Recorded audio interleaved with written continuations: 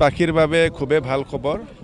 আজি একেৰাহে মাত্ৰ গ্ৰীণ বাছ সাৰ্ভিস বুলি নহয়, তাৰ বাদেও বহুতো ভাল ভাল আঁচনিৰ আমি আধাৰশিলা স্থাপন কৰিছোঁ।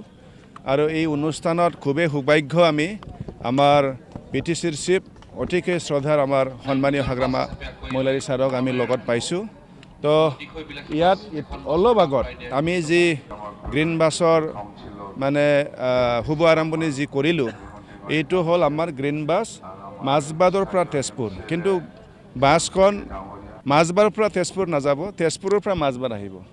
ৰাতিপুৱা তেজপুৰৰ পৰা মাজবাদ আহিব, আকৌ মাজবাদৰ পৰা তেজপুৰ যাব, আকৌ আহিব, আকৌ যাব।